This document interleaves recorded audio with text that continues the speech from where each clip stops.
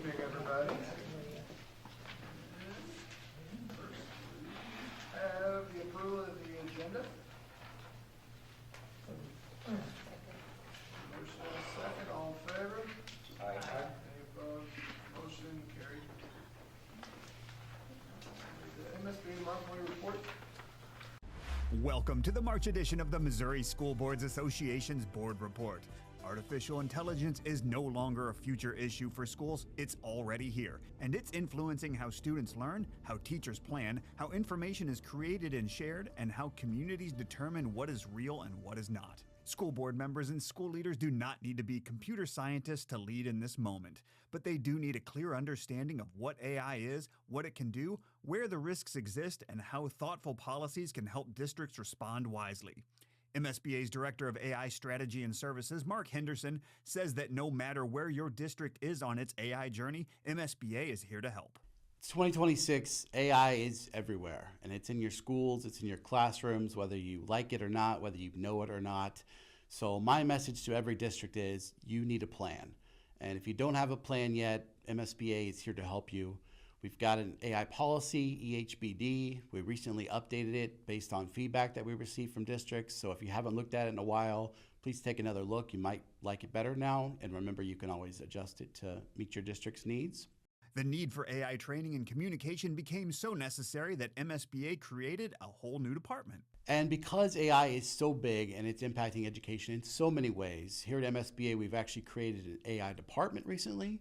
And I am the Director of AI Strategy and Services for that department. My job revolves all around helping districts understand AI.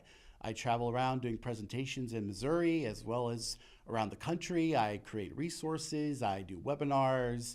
I'm here to help you understand this and make good decisions for your district.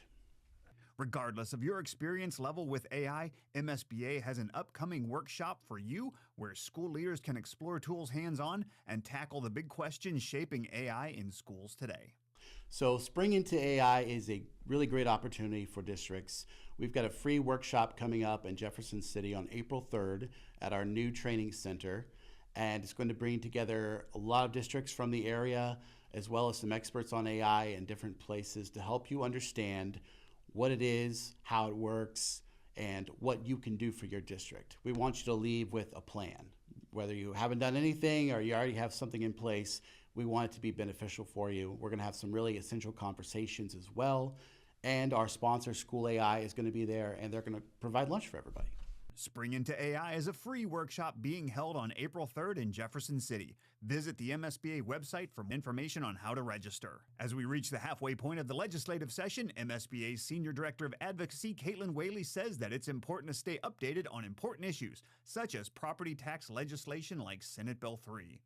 We have really worked hard this week to engage with both House members and Senate members that are working on property taxes and just raise concerns that there are a lot of moving parts right now as it relates to school finance with uncertainty around the foundation formula, some federal funding instability, interest in rewriting the foundation formula, that even the small tweaks they're looking at on property taxes, setting aside some of the really substantial changes, but even smaller things could have significant impacts on districts, and just continuing to raise concerns about making sure we're not causing unintended consequences with our school districts. MSBA will keep you updated on all of the developments that matter to you through our Legislative Voice newsletter sent to members via email each Friday during the session, through critical issue alerts and MSBA's Spring Advocacy Series. The Spring Advocacy Series helps you connect the classroom to the Capitol and make an impact in shaping education policy. There are still a few advocacy lunch and learns remaining, so check those out for the latest updates during the legislative session. And last but certainly not least, it's March, which means it's School Board Recognition Month. Missourians benefit every day from the dedicated energies and countless hours devoted by a group of more than 3,600 men and women from communities across the state. And all of us at MSBA sincerely want to thank each and every one of you for all that you do. Your hard work and dedication to your schools and communities are appreciated, and your commitment to all students does not go unnoticed. Visit the MSBA website for materials on how to celebrate. So with that, thanks for allowing us to have some time at your board meeting, and we'll see you in April for the next MSBA Board Report.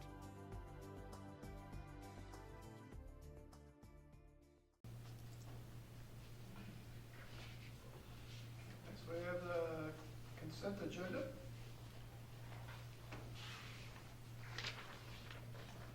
I will make a motion to approve the consent agenda items as presented. Who did we get? Martha? Or Jamie?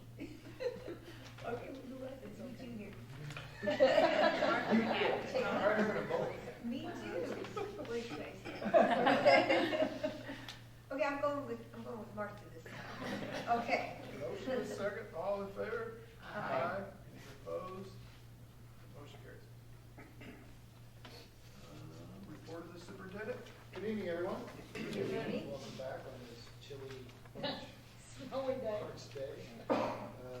First on the superintendent report is just another reminder about the school board election. We will not have one. We had 3 spots and we had 3 people signed up. So congratulations again, Mr. Bosler, Mr. Kirchner, and Mr. Wiesinger, as well as welcoming Mr. Quam, second meeting. Welcome back. But came back, so the first one wasn't too traumatic.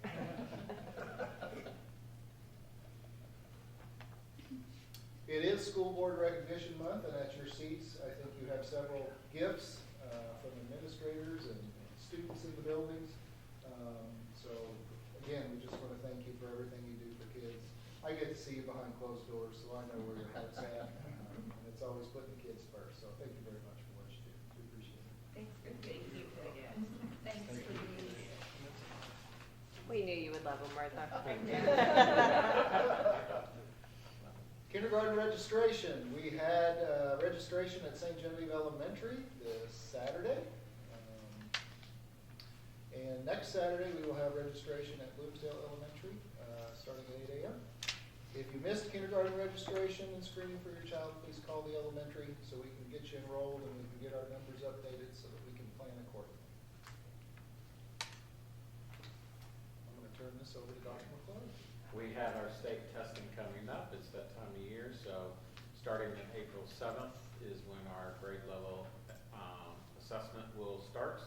So the middle school starts on the 7th of April, and they continue throughout the month to test various different groups.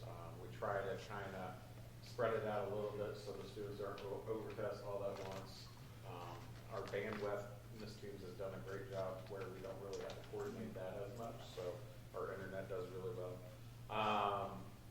Our MAP EOC end of course is slated for the high school. They've got April 22nd as their big test day. I believe, Dr. Boyd, that's when our seniors go and take their trip. Yeah, they'll have a senior trip that day, and then we'll test the freshmen, sophomores, and juniors. So everyone's taking the test that day, so the building's a little quieter that day. And then our different other EOCs that we take each year are April 23rd through the 30th. Retirement and recognition banquet is Friday, May 8th at 6 p.m. at St. Genevieve Elks Lodge. We look forward to seeing you there. And up next, our principal's reports. Dr. Kenny.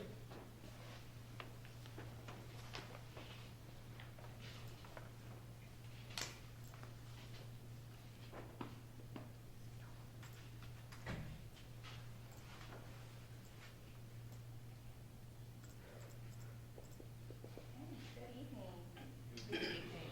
We're going to chat a little bit about early childhood. I wanted to first, before we talk about what's going on here in the center with our preschool and early childhood special education, give a little bit of a shout out to our Parents as Teachers program.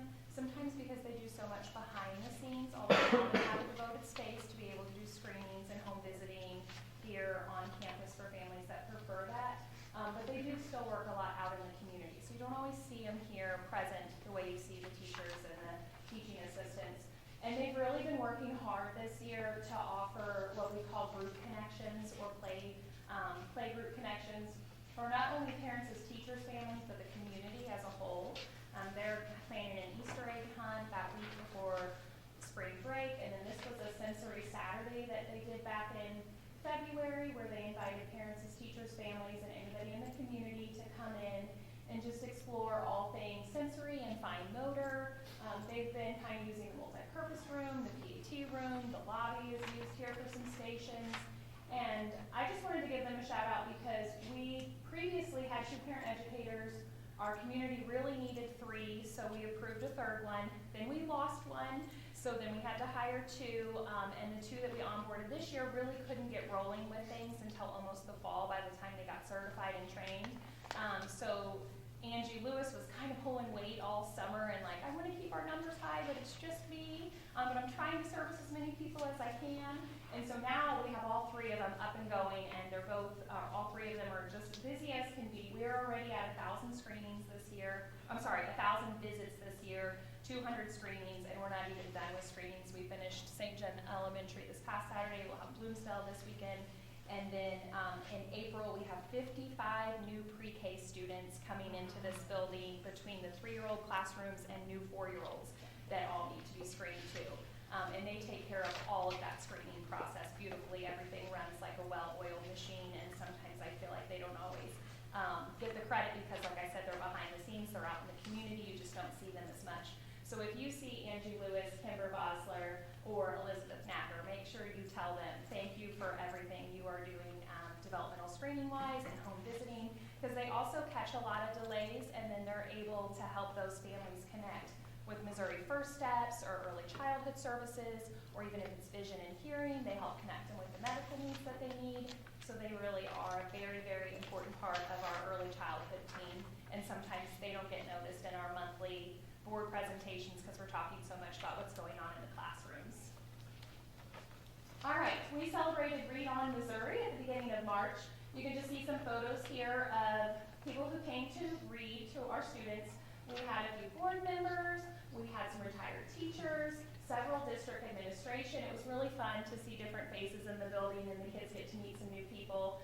They enjoyed the dress-up days. We celebrated like bedtime stories, wearing PJs, humorous books, doing a wacky Wednesday. So they enjoyed the dress-up days and all the guest readers. So that was a fun little celebration to kick off March. And then we have Bragging Dragons, Iris Adams, Zeke Albertson, Bristol Bosler, Jude Burton had 2, Blaze Lip, Annabella Logan had 2, Brady Raymer, Pierce Rapp, Aubrey Rowland, and Tessa Wright. So congrats to those little friends who were making good choices and meeting their goals here at the Early Childhood Center. And then our faculty and staff, Miss Miranda Hines. We have a picture there with all of her kids because really, like I think we've said with other teachers before, can't really get a picture of Miranda by herself because she's always got a friend right there on her. So we just did a whole class picture. Some of the things that her colleagues say about her is she brings warmth, joy, and positive energy to the classroom each day. She designs creative, meaningful, hands-on activities that keep students engaged. She works hard to provide a variety of interactive learning. She invests her own personal time to create fun, inviting classroom. She willingly seeks out support to best serve her students, and she shows a genuine love for her students and a true passion for teaching. And I can say this is true. This is her first year working in preschool. She was in special education last year at the elementary, and she was a preschool teaching assistant for a few years before that. And she just has a heart of gold. Her students love her. She's so hilarious as well. I mean, you can't be around Miranda and not have a smile on your face. So congratulations to Miss Miranda Hines. And that's all we have for early childhood. Thank you.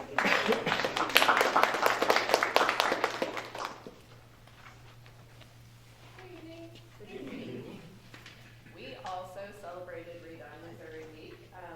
We wanted to feature some of our guest readers in the building, some of the student dress-up days. Obviously, we enjoy the Cat in the Hat visit when they come, and Thing 1 and Thing 2. And then we actually had our very own student Thing 1, Thing 2 on one of our dress-up days. And then we have Maddie Portwood here. She's one of our 5th grade students. She was the bookmark contest winner that Mrs. Schnitzler puts on each year. The bookmarks are put out, the students vote, the teachers vote, and Maddie was the winner. I also wanted to give out a special recognition to some of our masked readers. Mrs. Beckett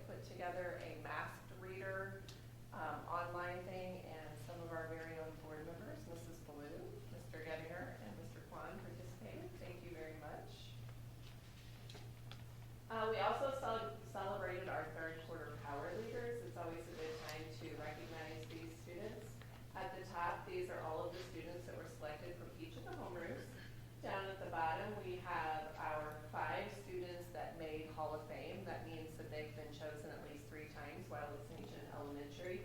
And then here we have a group of our first grade students delivering to one of the Jokers girls. And then this is Helen Choate. I thought this was super cute because the students get to keep their signs now. So the one from the last year was still in her yard, so now she's displaying both of them.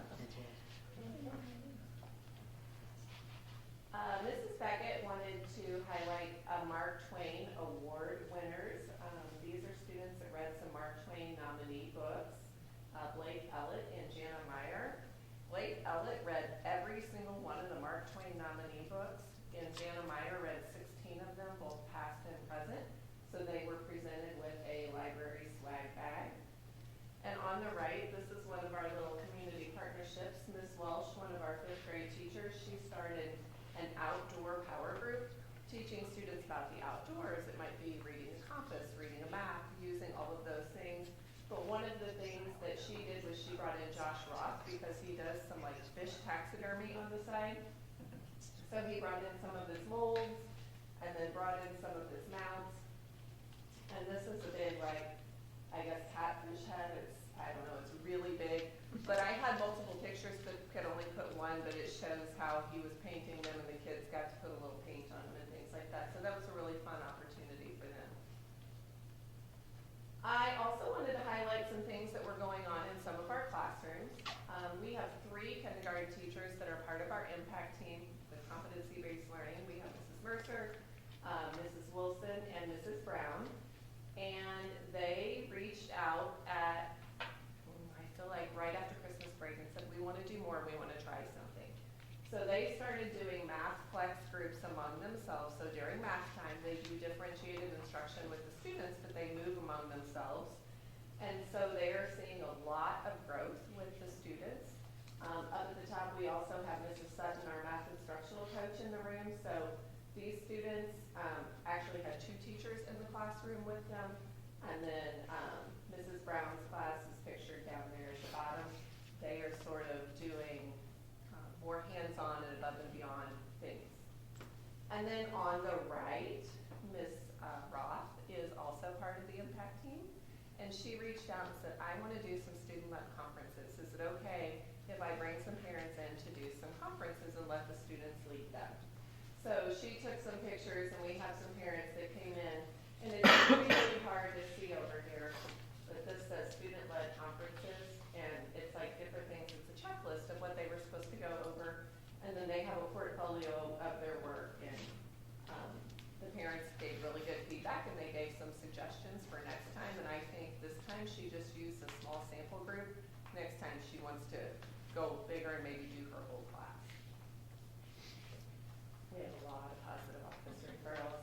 All right, Adeline Geck, Ainsley Brandt, Autumn Albertson, Bailey Pullen, Bennett Lurk, Brantley Gretzmacher, Carson Sanford, Sawyer Weeberry, Chase Grind, Claire Harlow, Cohen Grass, Connor Kennard, Isley Miles, Eli Vogt, Emerson Grass, Emmett Schumer, Wyatt Hernandez,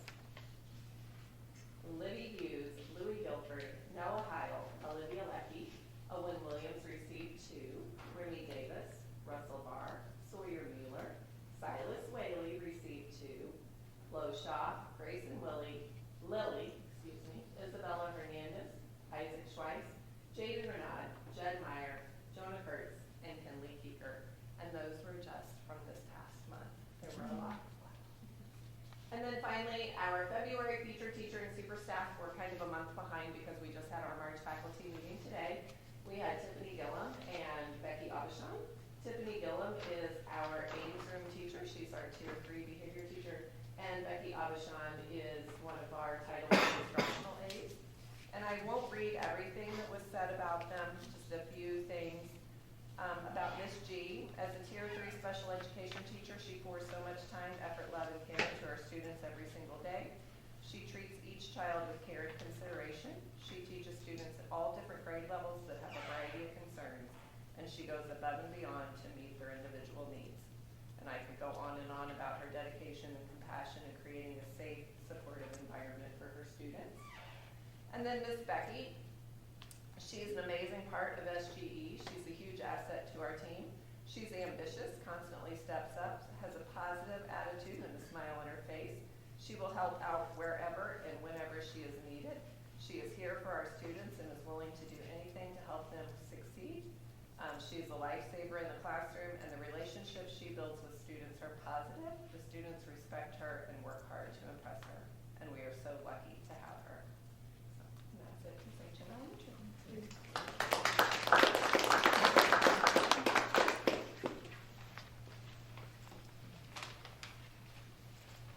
Good evening. Good evening. While I have a captive audience, I just want to thank you guys. Since it's Sport Appreciation Month, for all your support. It's, you know, it's a tough gig for everybody in it, but we know you have our backs all the time, so thank you.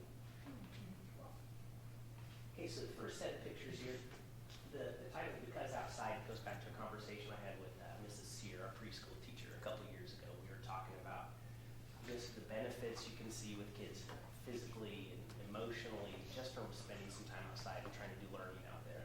And the answer we came to was just because outside. That's the answer. We're just eating that. So these pictures are from Mrs. Strine, had opted out of a regular brain break she had scheduled and taking the kids on a walk around the campus just collecting items. She gave them a bag to collect whatever it was they found, from broken toys to little flowers or sticks. And then they went back to the classroom and she had them do some writing just about what the item was and where they found it. And she said just the level of concentration and quality of writing was through the roof on that. It was a super neat day. Angie Karen has moved out to Bloomsdale as a custodian, and she has started the Golden Trash Can Award.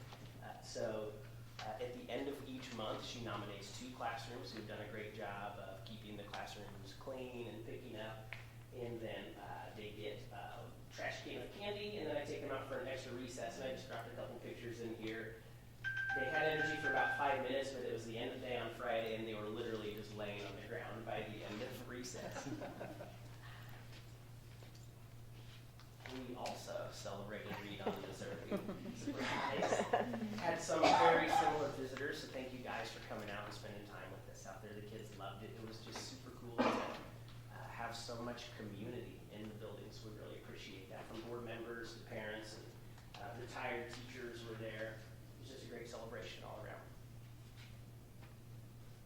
Our positive office girls, we have Braden Carnes, Kinley Castelaw, Gabriella Keith, Tyler Vollendier, Caleb Schwent, Alina Legg, Nate Ford, Stella Naggard, and Wyatt Alshon. A couple things I want to put on your radar. On Wednesday, we are celebrating Bird Appreciation Day in our board policy IMD. If you'd like to come out and do your civic duty, we have the World Bird Sanctuary coming down, and they're bringing some eagles and hawks for us for this assembly. Then we have our facility subcommittee meeting on Friday, and kindergarten registration this Saturday. Please tell your neighbors and their cousins, if they don't have their kids signed up yet, to bring them out. And then our Easter parties are coming up. And then on the bottom here, there are a couple of pictures. This is Mr. Randy Porter, one of our custodians. We'll talk more about in a minute, and his little buddy Aiden. Aiden each day waits for him and helps him do the trash in their hallway when Randy gets there, but I'll give you that a little more in a minute. And then we just celebrated our wrestlers as they came through on their way up to state after shot at that too. So our super staff, the A team here, we have Miss Christy Byington. She has been so helpful and kind as a mentor, helping her mentee transition into life at Bloomsdale. She's made the learning curve easy and is always around to help when it's needed. She's a top-notch leader and always leads the charge when new ideas arise. And then Mr. Randy, our custodian. Mr. Randy does an amazing job of keeping our school clean. He also forms great relationships with our students, taking time out of his day to talk with them and let them lend a helping hand. So that student in the previous picture has been in our school for probably about a month now. And I was talking with his teacher today, Mrs. Richardson, and she said he still doesn't know my name. He doesn't know our parents' names yet, but 2 o'clock hits and he's at the door waiting for Mr. Randy. Calling Mr. Randy's name out. And that's it for Bloomsdale. Thank you.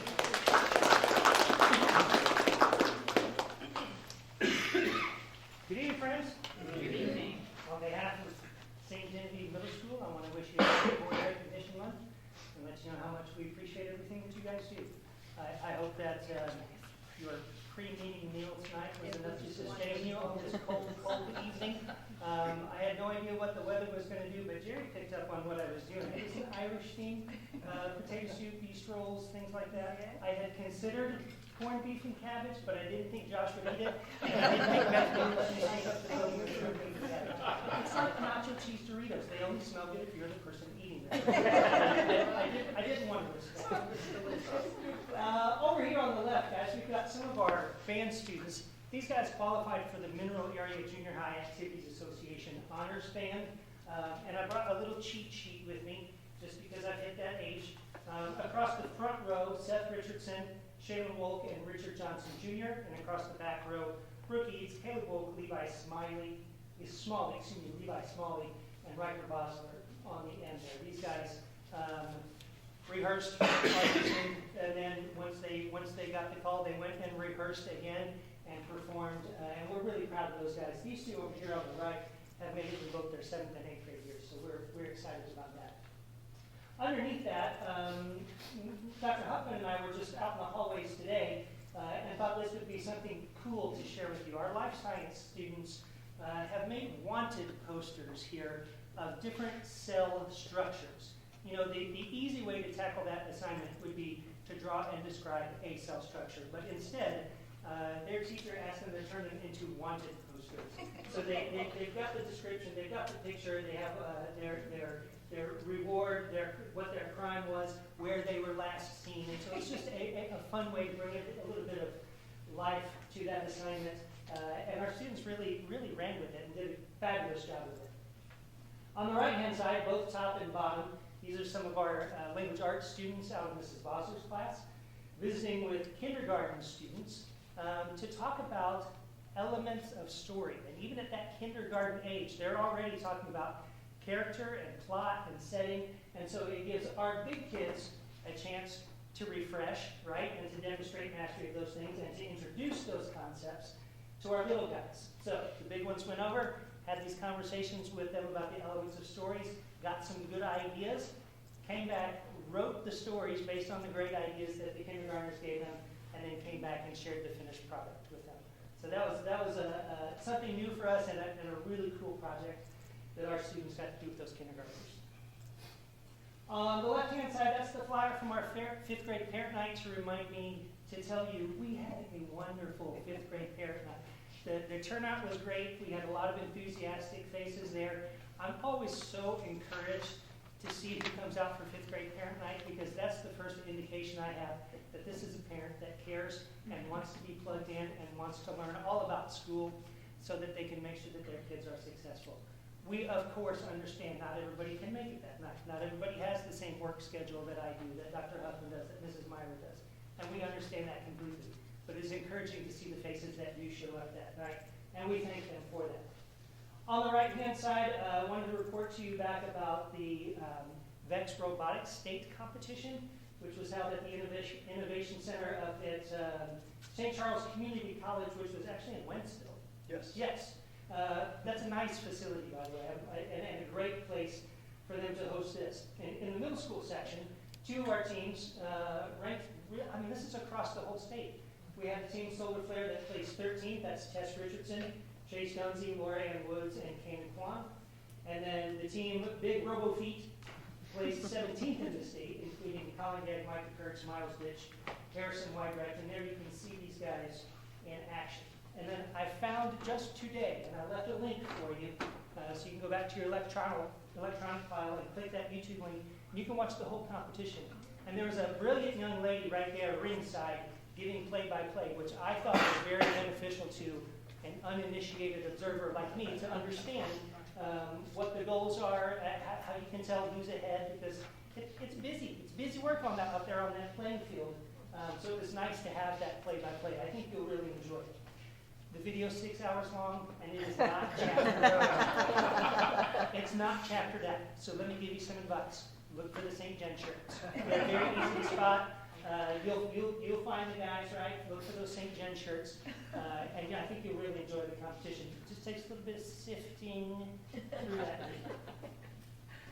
Dragons on Fire, only 6 this month, but worthy of recognition nonetheless. Tristan Matthews, Judson Cage, Vera Rottler, Hope Clayton, Elliot Graham and Allie Mae Hook. Congratulations to those guys. We don't have a March Spotlight teacher yet because our faculty meeting is tomorrow, so I'll catch you up on that at the next meeting. So instead, I want to take just a second to talk to you about Wellness Expo. That's tomorrow night.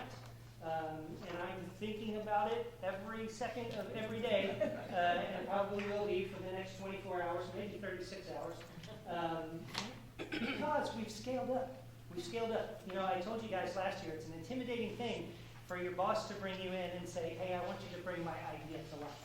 Well, we did it, and I had a good committee that helped me do that, and so I give them all the credit for that. This year, the challenge is take the feedback from last year and see if we can do it even better. And so far, I'm convinced we've done it even better. We'll find out for sure tomorrow night. But look at this, in the exhibit hall, we're up to 28 booths. In the gym, in the breakout sessions, 30 different presentations. Some of those are repeating, of course, but it gives plenty of choices for people to plan out their evening. And we've expanded our focus beyond mental, emotional, and physical health to include financial health this year as well. So we're thankful for our community contributors who have agreed to come and either put on a booth or put on a presentation for us. Thankful for the Wellness Committee that helps put this together, and the support of Dr. Taylor and the help of Bailey Otto. So thank you all very, very much for that. And I'd love to see you there tomorrow if you're able to come. As I take my seat, I'll leave for you the calendar dates that we have coming right up. And once again, thank you all very much. Happy Recognition Month.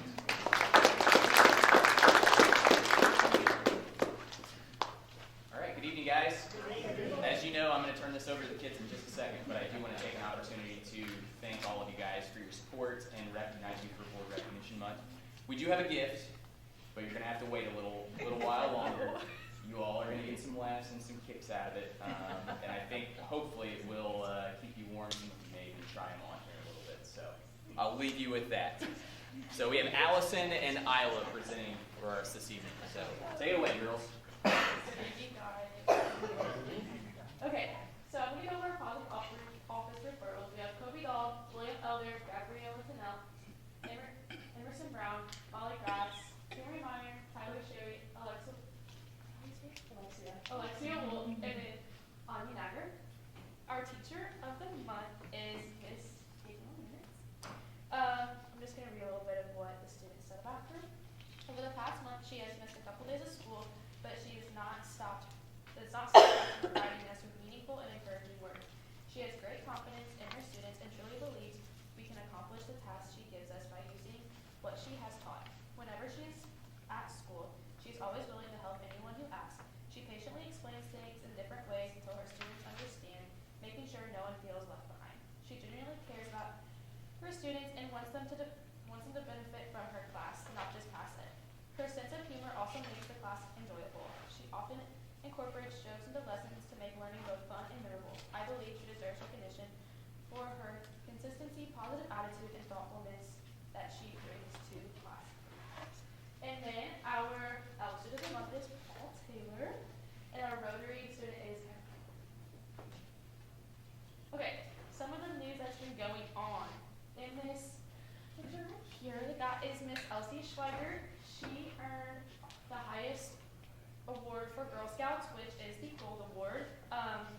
She received this award after organizing a community wellness day for the middle and high school students, bringing together organizations and experts to help educate students and families on mental health and wellness for her Gold Award. And then down here is our choir. This is a picture of them singing at state wrestling. So I have a picture of them from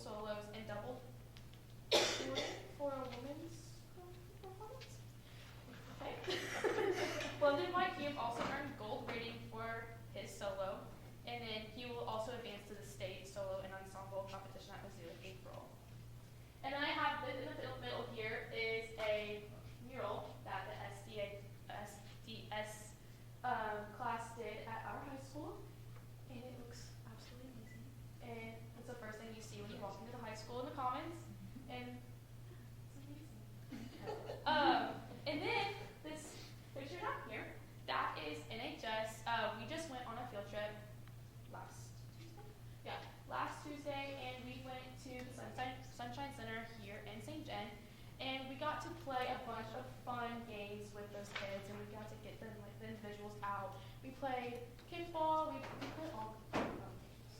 And then at the end, we all got together and played parachute, and those kids were so excited to play parachute. Let me tell you, they were so excited. Got to watch them like run back and forth. They just had the best time, and it really NHS, we really loved it. It really brought us all together. It just brightened our day. Those people over there brightened our day, and I loved it. And then, this is recent. Do you want to talk about this? So congratulations to our SGHS Speaking Dragons, our speech and debate team, who took second place in speech events and tied for first in the debate events at this weekend's Misha district tournament, with 11 students qualifying for the state competition by placing first through fourth in their events. Some of the finalists included Ethan Boyer and Parker Meyer. They took second in the policy debate. Kaden Brennan and Team Graves were district champions in duet acting. Jackson Google, seventh in humorous interpretation. Kyler Google, third in U.S., well, that's a big word, extemporaneous speaking. And then he was also a district champion in radio speaking. Jackson and Kyler both placed third in the public forum debate. Lucy Hunsley took third in informative speaking and prose reading. Sophia Jordan and Haley Wills took fifth in the public forum debate.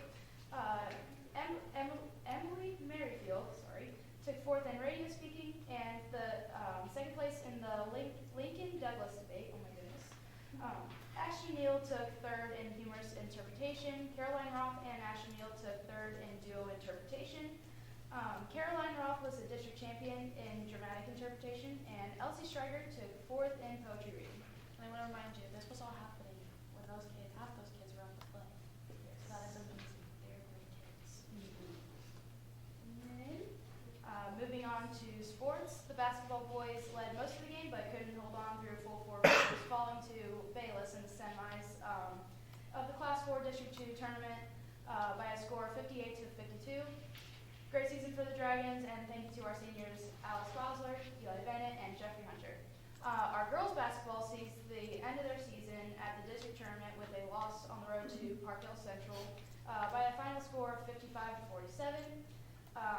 They played hard all season, and they represented our school well during every game. Wrestling.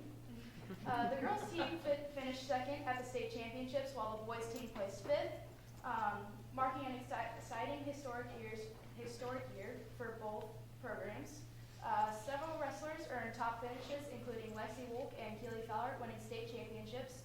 Anna Fisher and Brody Winters placing second. Lily Barlow placing third, and Maggie Price sixth. What? Oh yeah, Drake got second too. I don't know where that is. Maggie Price took sixth, Kobe Fowler fifth, and Jacob Warren capped his career with a state championship in the heavyweight division. Okay, upcoming important dates in the high school. So, prom is April 11th at the KC Hall from 7 to 10 p.m. Driving to the station is May 15th at the PAC. Starts at 6 o'clock. 6 o'clock. I know I have to be there early. That's all I know. Graduation is May 16th at the high school gymnasium, and it starts at 7 p.m. And that is everything. Thank you guys.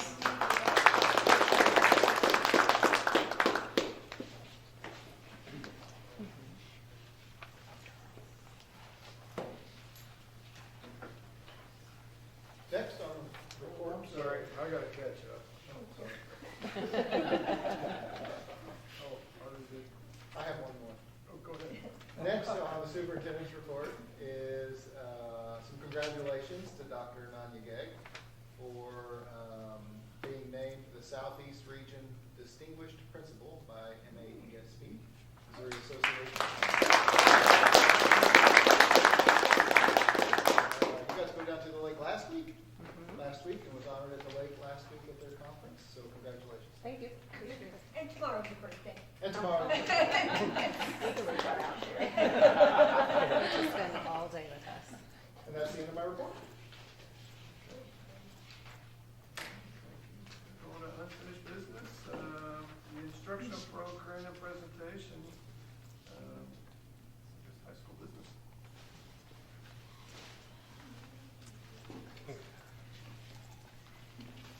I'm Jared Balsler. It's David Crump. We're going to talk a little bit about the business program here at St. Genevieve High School. Okay, so I was looking on DESE, just to make sure that I'm up with all the stuff. And they actually restructured their curriculum by the different clusters of careers. So that's kind of how we set up our presentation tonight. We'll start with the digital technology, and then we'll move on to finance, management, and then marketing.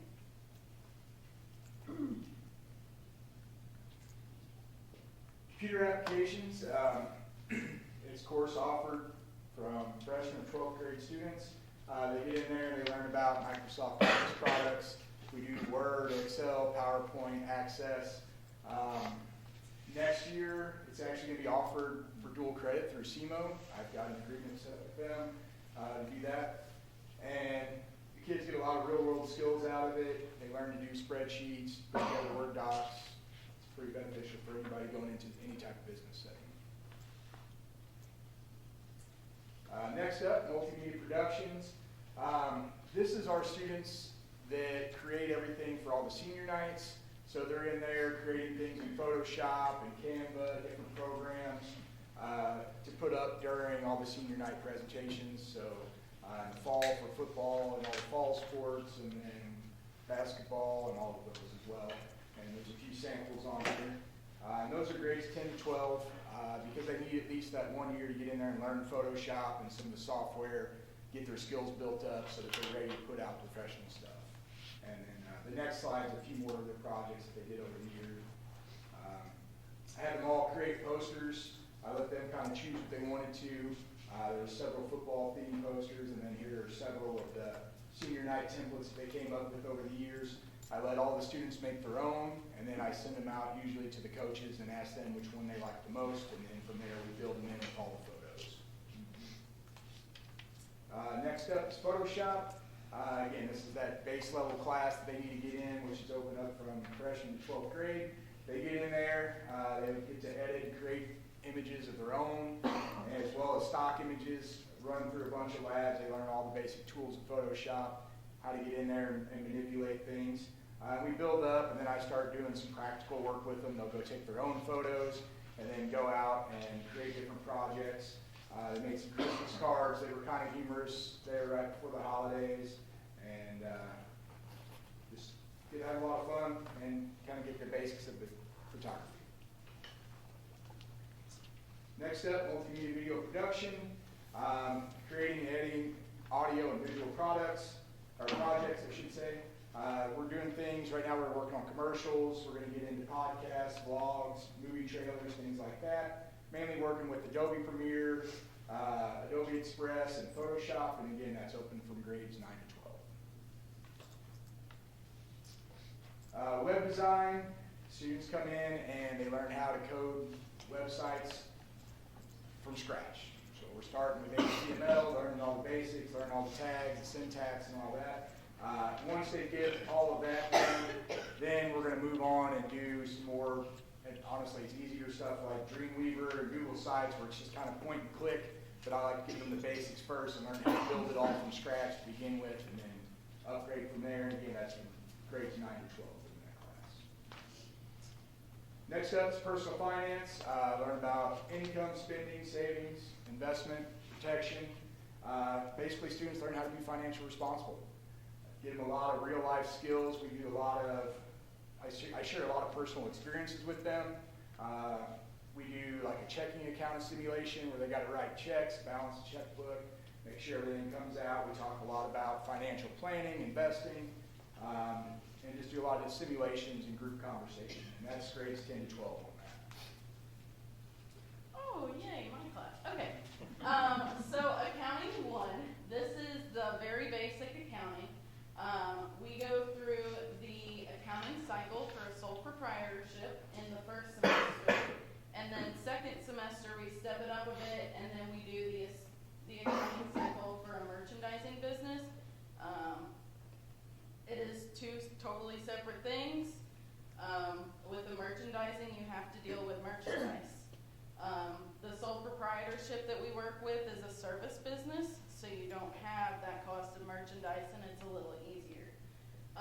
We're learning currently the payroll tax calculations. They're loving it.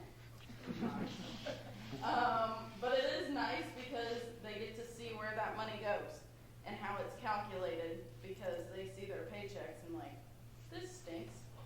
Yes. Yes. And then the financial statements that we do are the balance sheet, income statement, those types of things. Statement of stockholders' equity we'll get into this semester. And we do a lot of simulations and group activities. My pictures there are, the first one is like they call them T accounts, where we learn how to debit and credit. Debit on the left, credit on the right. I should have put my video that Miss Bader showed me, and I just keep using it because you will never forget it. But that's accounting 1. And then accounting 2, so the great thing about accounting 2 is that we basically have it as a guided independent study. So either I can give them independent work to do with our books and our curriculum, or we're giving them the opportunity to get the credit hours through MAC in Accounting 1 and Accounting 2. Going through all of those, I know what Accounting 1 and Accounting 2 at MAC looks like. Accounting 1 is essentially 1 semester of our Accounting 1. So what we do in a whole year, they do in 1 semester. So it's a little faster paced, but for them it should be a review. And then they could also do the Accounting 2 principles, which is what they would be doing in my class if they were doing the independent study type thing.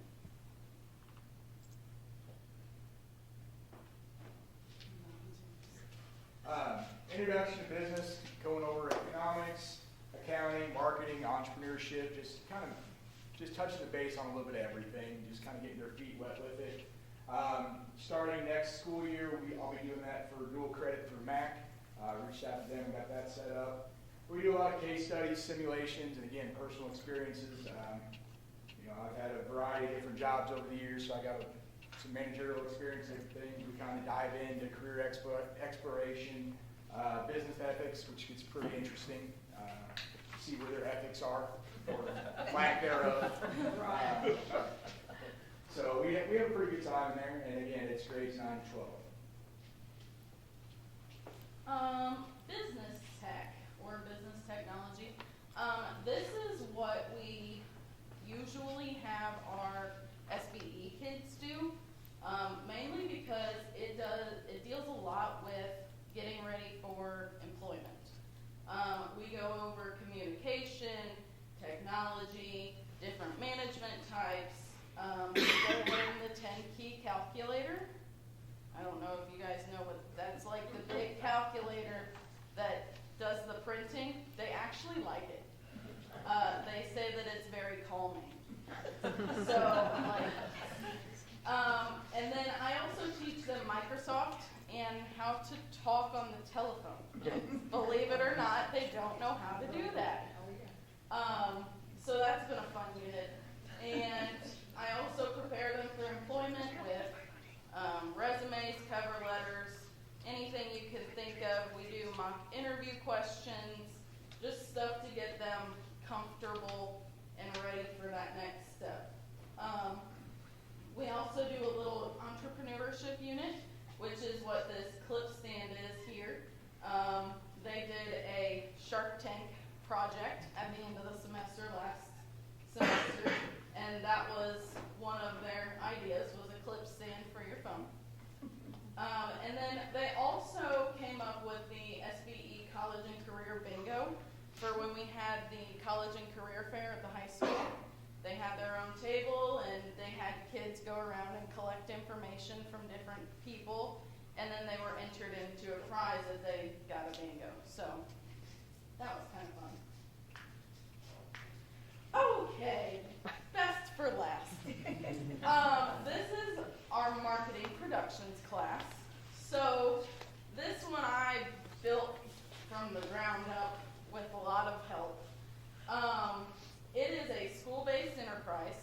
So we are running a full-service business. They're learning all kinds of things like inventory management, graphic design, web design, because we have a website. I don't know if you know that. And they have to process orders correctly. They get oral, in-person, and online communication. I've actually had a student have to call some people, and they really like it. She's really good at it. And she always asks, Miss Crum, can I call someone today? I'm like, I don't think so, but I will save them for you. And then they do a lot of measuring, which is what Joseph is doing up there in the top corner, making sure that we have our designs aligned because no one wants a crooked design. We do a lot of merchandising and human resources. I have different positions for them. So I have managers, I have printers, I have designers. And that's one thing I started this year, and it has actually helped keep the flow going quite well. And it allows everybody to try something new and rotate. But a lot of you, well, Josh is wearing some of our product, and so is Jerry. Yes. And the high school has your gift that we have made for you.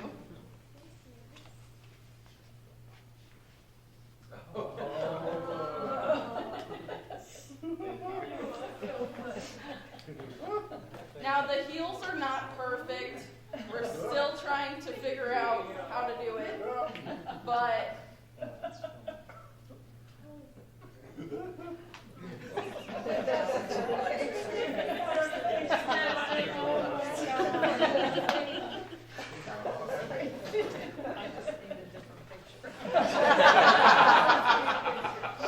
Hey, but they're under your pants, so you never see them. yes. Unless you really want to show them. We can also do cups. We've done hats. We did the Mighty Maya t-shirts. I don't know if you guys know about Maya, who has leukemia in the high school, but we did that fundraiser. We've done the track fundraiser, basketball fundraiser, all kinds of different fundraisers that are on our website now, sghsdragonprints.org. SBE. So we've had a little drop in attendance numbers. I think it's a lot of kids having to choose between either going to a job or taking those college level classes, which both things are great. We have 7 students currently enrolled. We have 4 current employers, and they are all fabulous to work with. Next year we have about 7 and counting. I'm still looking for placements just in case. My goal is to have 10 students because I'm losing a lot of seniors this year, but I've started the process of recruiting. We just haven't gotten fully out into classrooms yet. So that's a small goal. I'm hoping to explode it, but we'll see what happens. And then FBLA is our official career and technical student organization. We currently have 15 members. 14 of those competed in districts, and we had 9 state qualifiers out of those 14. As you can see at the top, they are all boys. I have 2 girls enrolled this year, which is kind of sad for me, but it's okay. We are going to grow next year. We're probably going to make it mandatory like FFA does with their students, at least for the SBE kids and those who are enrolled in multiple classes. We also coordinate the trick or treat for canned goods. We had, I forget how many pounds, but it was amazing. We had a great turnout this year. I don't have any pictures up there. Of course, we have other organizations helping us, but the kids coordinate it, make all of the flyers and announcements, and they do a really great job.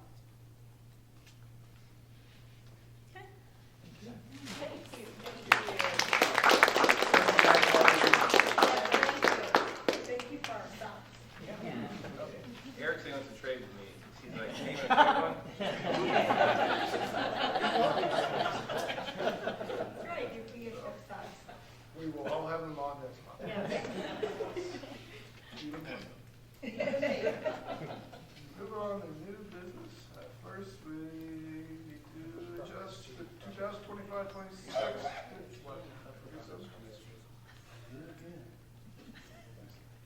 All right, Prop SG update. Before we get to that, I wanted to mention, I think we'll get the letter from the highway patrol, but I did want to mention that they came and inspected our fleet this year. And if you'll remember last year, we had one silly light that went out, I think, or one little leak that got us to 97, 98%. This year, a light went out as they were pulling the bus into the shop, and Ken noticed and was standing next to the inspector. He said, "Well, do you see anything?" And Ken's like, "Shut up, you see it." They went to check something out, they came back, and miraculously the light came back on. So we got 100%. They do a fantastic job out at the bus depot. Hard-working mechanics, hard-working staff, hard-working bus drivers. It takes a team to get all the kids to and from school every day. So I just wanted to give them a shout out for having 100% this year in their inspection. And then on to Prop SG, wrestling facility is coming along nicely. You don't realize how big it is until you walk in that front door and see. They've needed that room for, I mean, you're used to the old wrestling room, which is really, really small. And, you know, 50, 60 kids in there running around, and then you walk in this big building and realize this is really something special for that program. So I'm looking forward to it. We did run into a little snafu. You'll see that excavator there, and then along with some red tape and a big hole. We showed up to school, and Aaron with Brock Miller Construction noticed that there was a hole in the ground about 2 feet in diameter, and then he proceeded to look down the hole, and it was 5.5 feet deep, right next to the parking lot behind the pack. So I called some smart people, and along with Brock Miller Construction, KRJ, Jacoby Engineering, who was just bought out by, I can't remember the name, and Mr. Bowman came down, and we all put our heads together to try and figure out how we were going to remediate this issue. We think we came up with a good plan, and they've done it before, so we're going to put some 2-foot diameter rock in there, and then as we go up, we're going to progressively get smaller. This is not an area where students are going to be walking. This is on a hillside right next to the parking lot. That way, if it continues to fall in, that big rock, that big stone will hopefully eventually fill in the crevice and prevent it from sinking. So we'll just have to keep a good eye on it. So in the big scheme of things, I just saw dollar signs above KRJ's head. Oh, no kidding. So it was about 16 feet deep. He reached as deep as he could with the excavator bucket. And then Aaron with Brock Miller got a 20-foot long piece of rebar and shoved it down in there, and it's just soft. We couldn't find it in. So we're going to, Bowman is going to come back and dig it out as much as they can, and then proceed to start filling it up.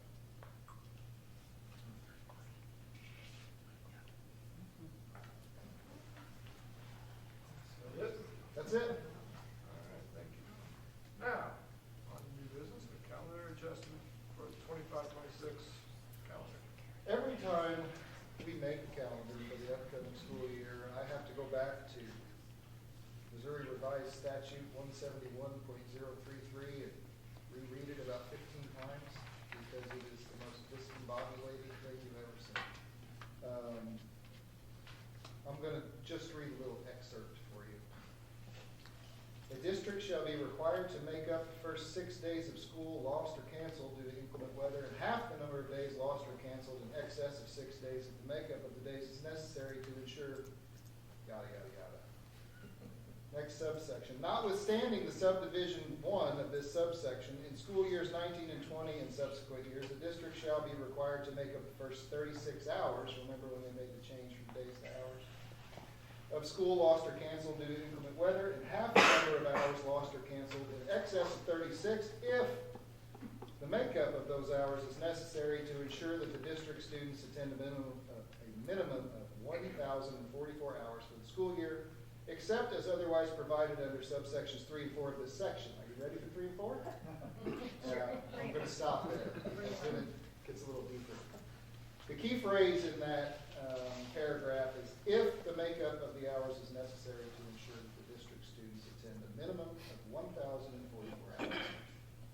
So given our 2 snow days along with 3 hours of missed school this year, our last day of school was scheduled to be the 27th of May. Memorial Day is the 25th. Coming back for a day and a half after Memorial Day doesn't seem like it's a very good idea to me. So I am not proposing that. I am going to propose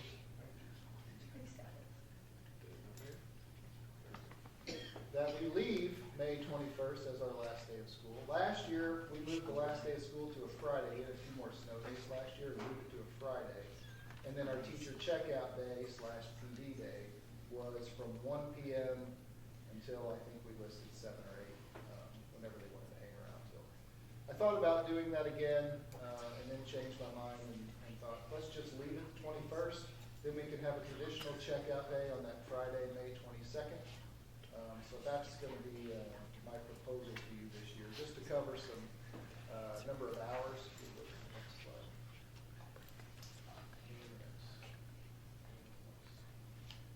We had 1,109.5 original calendar hours. We missed 16 hours of snow plus 3 hours for a total of 1,093.5 hours. That is well over the 1,044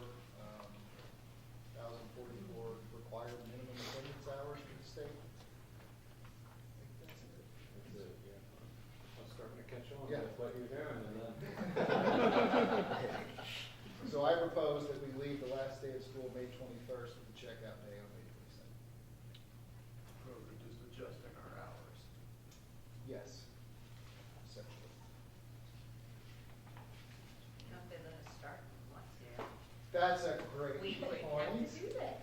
So, Great. Would you be talking about local control? I didn't bring this up when Jerry and I were at Advocacy Day. We actually had a gentleman from the House who proposed a bill. He said, I'm going to stand before you. I want to say he's not popular in this room, but I am the one who carried the bill to do this, and it was strictly tax dollars. It was, did he say $1 million?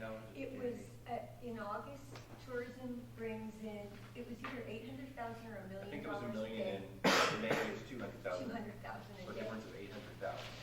But I wanted to say to him, well then, that $50 million you gave to school voucher programs is less than but. It's just always there. It's neither here nor there. But he was proud of it. I hate putting money ahead of kids. I'll make a motion to approve the calendar as presented. Second. Motion to second, all in favor? Aye. Any opposed? Motion carries. Insurance rates. Insurance has gone up a little bit since last year. Last year we were at $612 for medical. I'm not going to be able to remember it all. I think I wrote it up.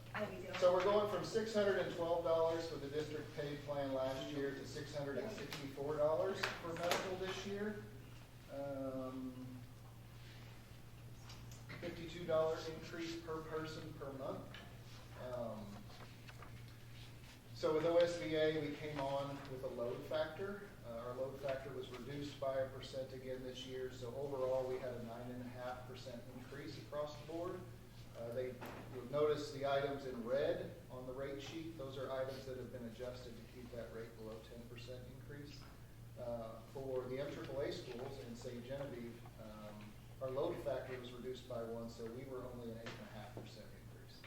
My hope is that we are implementing some strategies with OSBA to help reduce increases next year. So my hope is we're going to have a very low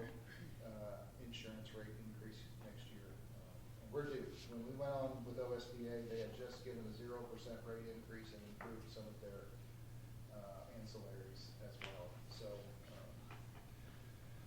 got together with the insurance committee. We kind of talked through all of the options, and with the increase this year, decided to recommend that we stay with HSA 3400 as the district paid plan. Dental rates, vision rates, and life insurance rates all stay the same from the prior year.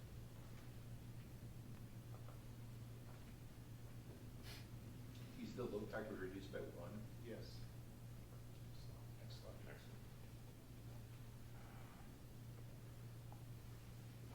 So we had a 5% load factor the first year. This year, it went down to 3%. Now we're going to 2% for next year, and then the 2% will fall off, and we won't have a load factor after that. So we went on 2%, not 1%. From 3 to 2. Oh, I see. Last year to I see. and then next year it'll be a 2% reduction. Board paid vision, $10.97 per employee per month. Dental. Dental, stayed at $28 per employee per month.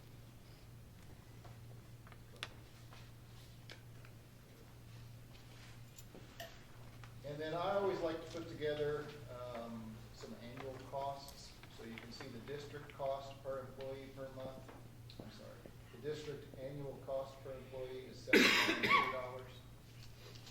And then you can see the board paid plan is the $3,400.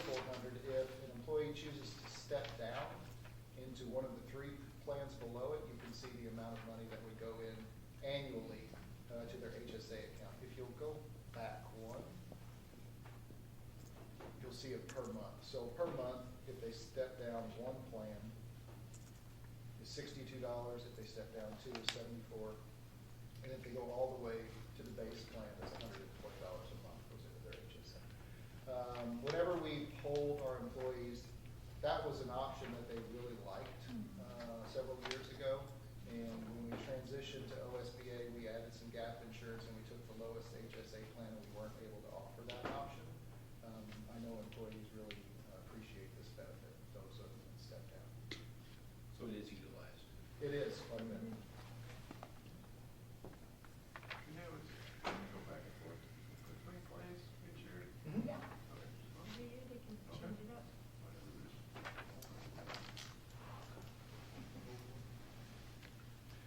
And so you can see the total rate increase is 214, just over $214,000, and that's because dental, vision, and life did not increase. We just increased 52 per person per month on the benefit.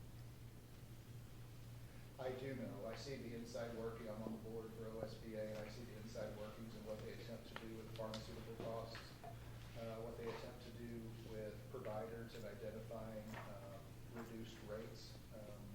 They really work hard to do that. It's still hard to take. I mean, insurance rates are through the roof. And until our government steps up to the plate and helps do something about that, they're going to continue to go up. But, I'm pretty confident with where we are with OSBA and what they're trying to do to help us out, help school districts out.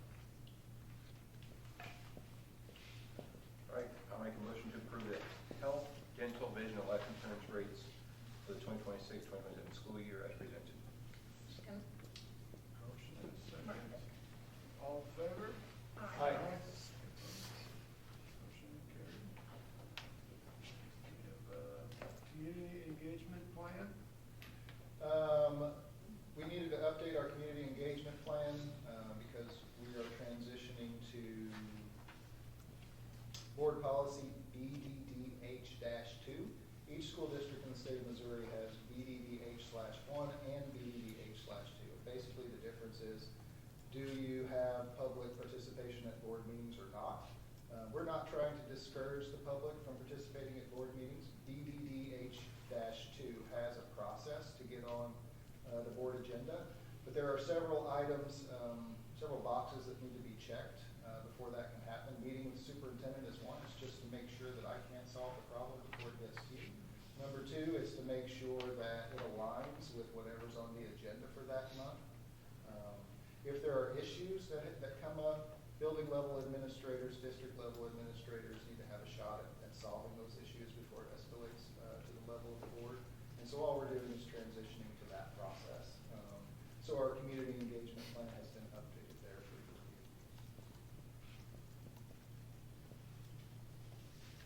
Still can be reached, we still are in the public. And we still encourage it. Make a motion to approve the updates to the community engagement plan as presented. I'll second. Motion is seconds. All in favor? Aye. Any opposed? Motion carries. We have a bid on beverage services and products.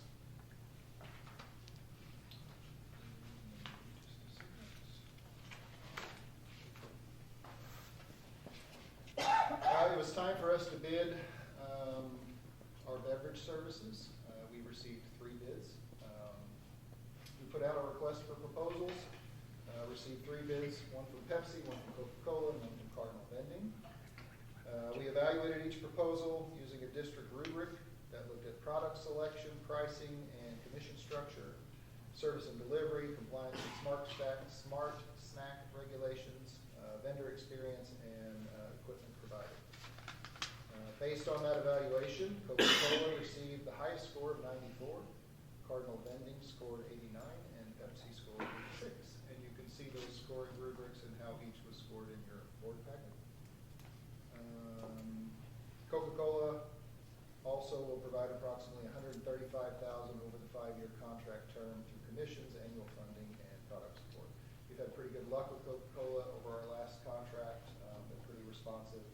They've had some turnover, like anybody else, with delivery drivers and people taking orders, and sometimes that gets frustrating because they get somebody new there. They don't know the process that we're used to using, and then the process gets changed. And I think having one contact person at our district has helped alleviate some of that. But overall, I think we've had a pretty good experience.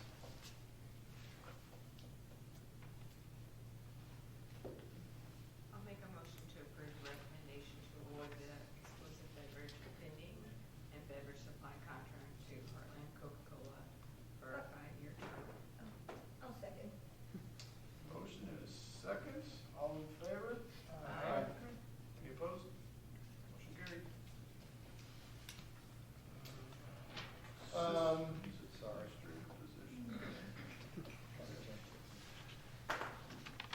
So, Mr. Bowman was promoted to Director of Technology, and then we went through the process of interviewing for the Assistant Director of Technology. Throughout that process, it became clear that our structure may need to be updated.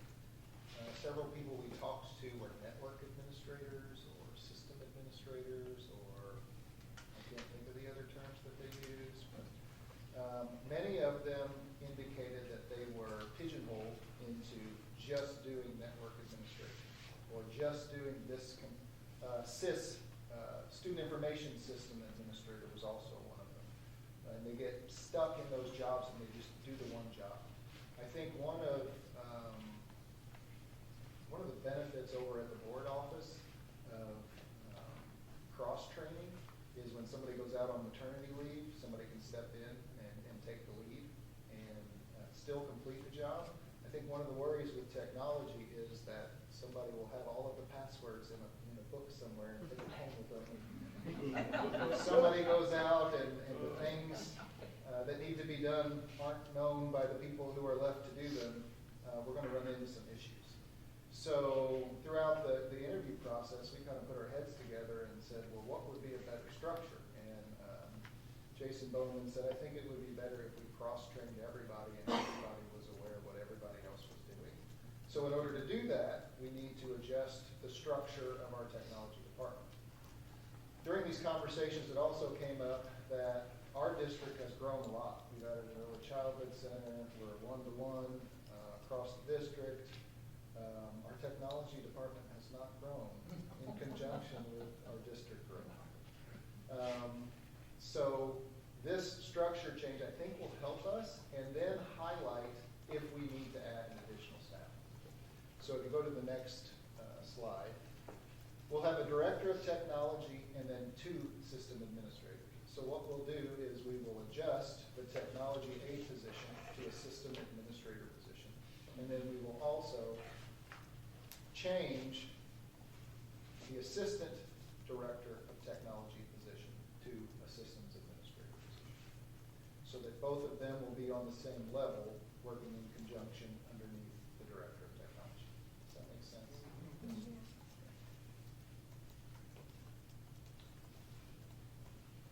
I'll make a motion to revise the Assistant Director of Technology position and the Technology Aid position to System Administrator positions. Motion and a second. All in favor? Aye. Any opposed? Carried. On to amended budget. Now what everybody has been waiting for. Yeah, that's right. First of all, I always forget to do this, so I want to do it first. The ladies in the office help a tremendous amount with all of this information, making sure we stay on track, whether it's POs, whether it's directors coming in to ask questions, Chrissy Gettinger, Aaron Jokers, Brittany Gay, Lady Donovan, and Crystal Roth all do a fantastic job of helping us stay on track and helping really anybody who needs help with anything associated with budget. So this isn't just a one-stop shop. This is a team effort.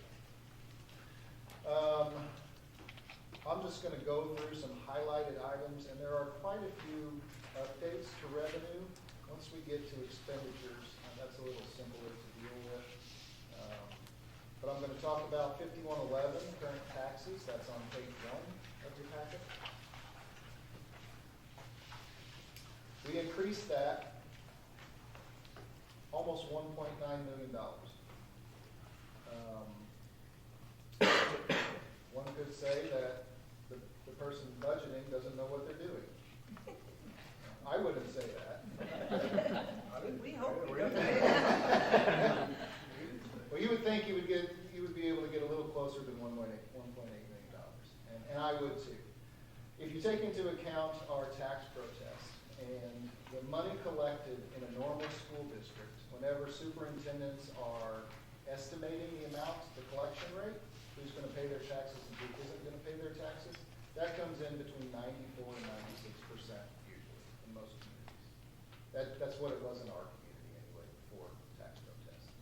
Once the tax protest happened, I think Dr. Tweed that first year did a 63% collection rate and ended up being 64. We've been somewhere in the neighborhood of 63 or 64% since Wholesome came on the books. This year it came in at 66%. Every 1% is $324,000. So being the conservative person that I am, I didn't budget 63%. I budgeted just shy of 61%. So when we jump from 60% to 66%, and that's a $324,000 jump for every percent, you can see how we can quickly get up to 1.9. So 5111 was increased, and that's based on a projection of the remaining 4 months in the year, as well as what we've currently collected. Normally, the last 4 months of the year, taxes collected aren't, maybe it's a couple thousand here or there, but they do a really good job of getting through that tax information and getting the payments out in January and February, so I don't anticipate getting much more there. Any questions about that? That's a big one. Any questions about that before we move on? 5112 is delinquent taxes. That increased 15,000. Prop C sales tax, we were pretty conservative with that when we initially came out because of budget concerns. That was increased 236,000. And then surtax increased 30. Yes, sir. Can we work on the sales tax piece with the Prop C, with the way the legislature is looking out, potentially raising sales tax and eliminating income tax? Would we expect to see the sales tax number to, if that happens, inflate, whereas revenue from the state decline? Or does the sales tax go to the state, which then would come to us in the same? I think all of that has to be defined in the bills that are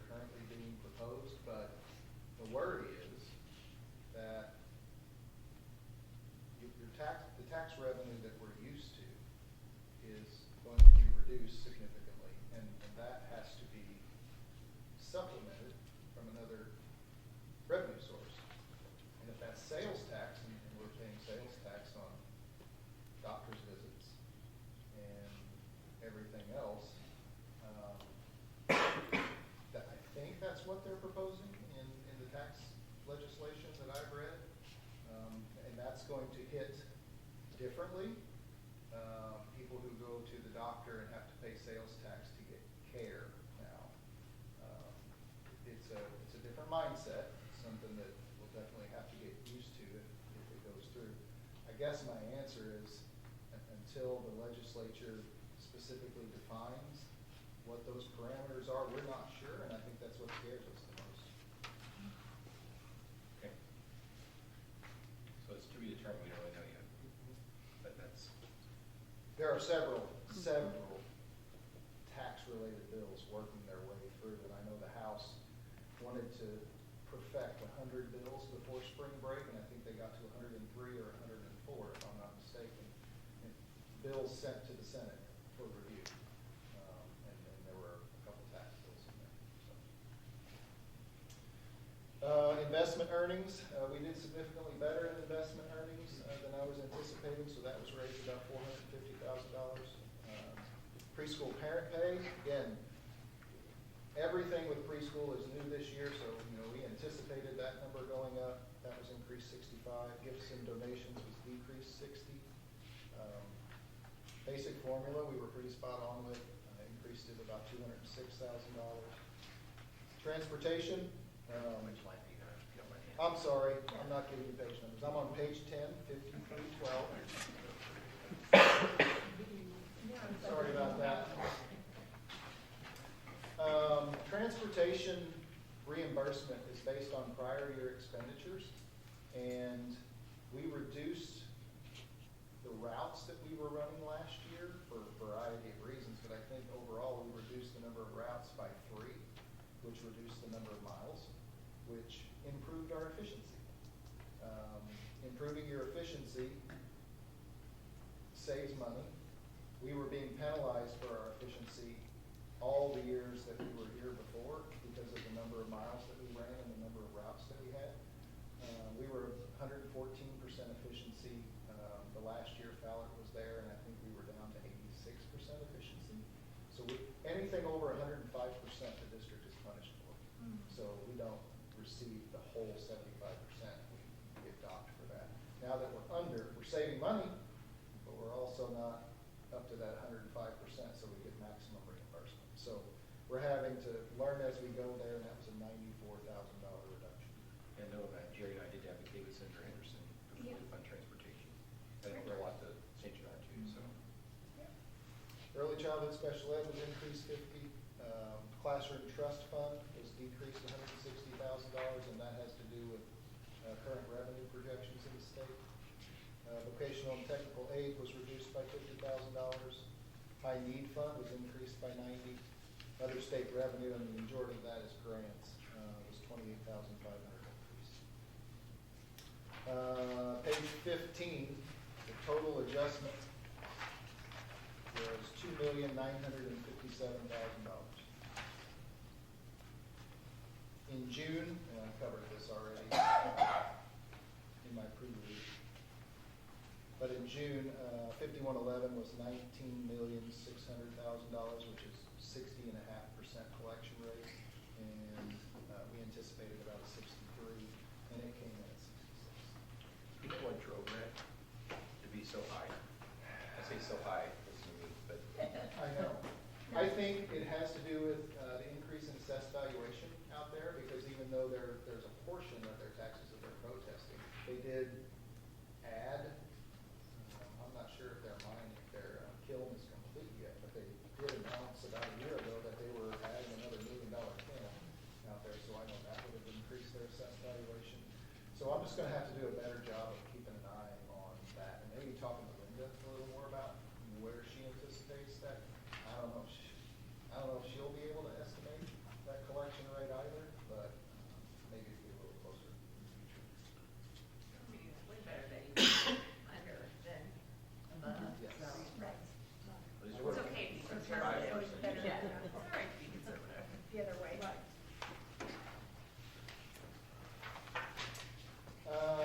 Moving on to expenditures, what we typically do in March is to get the building level administrators their budgets to make sure that there are no unexpected expenditures that are going to surprise surprise us as we get closer to June.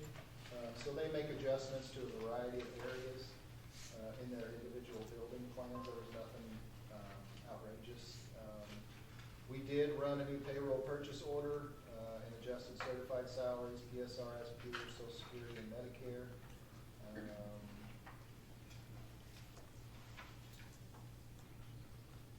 And those were, I mean, I could get into the weeds with the expenditure adjustments, but there's a lot of pages there. So basically what I did, what Crystal did, is took the building level recommendations and just made those adjustments. And a lot of those are based on what have we spent in these accounts, and are we over? If we're over, we need to add some money there, and do we still anticipate spending this amount in some accounts that maybe aren't spending to where we thought we were? Any alarms? Building level expenditures, I mean, that hole in the ground is a big alarm. I feel like I'm gonna jinx this. Just saying. I think right now we're moving in the right direction.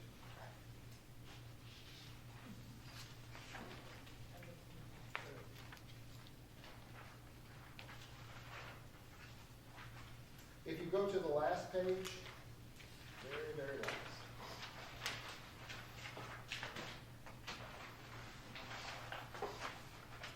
And I just happen to have the budget amendment from February here. That $971,000 should not be red. That should be black. Yeah. I missed that one. So that's about $1 million increase to Fund 1. Fund 3 is increasing by about $534,000, and Fund 4 is going to be deficit spending about $146,000. Keep in mind, Fund 4 is where all that bond issue money was. We've spent $11.8 million out of Fund 4 for all of our Prop SG projects, and we've only taken in $1.7 million in revenue. So that money is sitting there. So overall, an increase of $1.6 million in fund balances. So I think we should be in pretty good shape.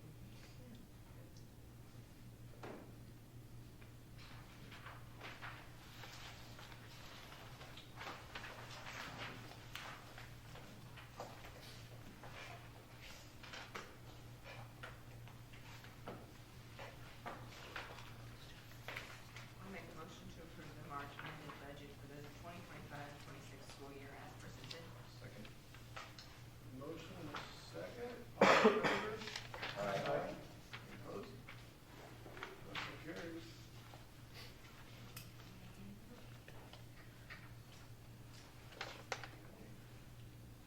Anything else?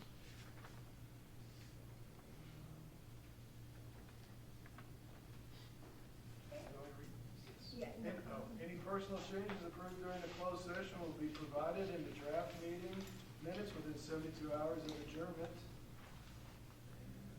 And I will. Motion to adjourn. Or to resume. Adjourn, Yes. resume. I motion that the Board of Education adjourn the open session of the regular meeting and resume the closed meeting with a closed record and a closed vote for purposes listed in the revised Missouri statute, section 610.021. Motion is second. Jamie Baloo? Yes. Chuck Kittinger? Yes. Eric Bosler? Yes. Jerry Diesel? Yes. Martha Reesinger? Jim Kirchner? Yes. And Philip Quan? Yes.